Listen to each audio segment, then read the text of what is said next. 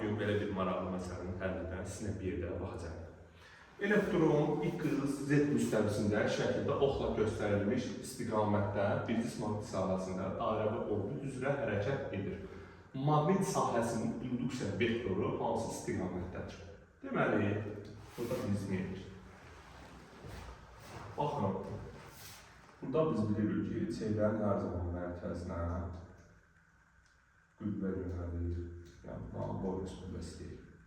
Sürət hansı istiqamətdə olacaq? Sürət toxunma istiqamətdə olacaq. Lorentz qüvvəsini tapmaqda ötürü biz nə edirik? Sol əldən istifadə edirik. Deməli, sol əlimizi tuturuq. 4 barmaq sürət istiqamətində, baş barmaq haradır? Lorentz qüvvəsinin istiqamətində. Deməli, biz bunu belə tutanda bax, bu istiqamətdə.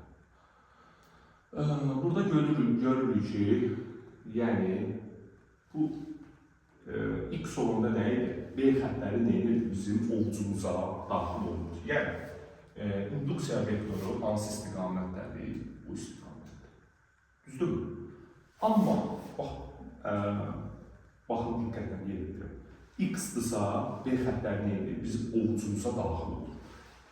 Yəni, induksiya vektoru hansı istiqamətdə oldu? Aşağıya olur. Amma burada bizə məsələn şərti nədir? Elektrondur.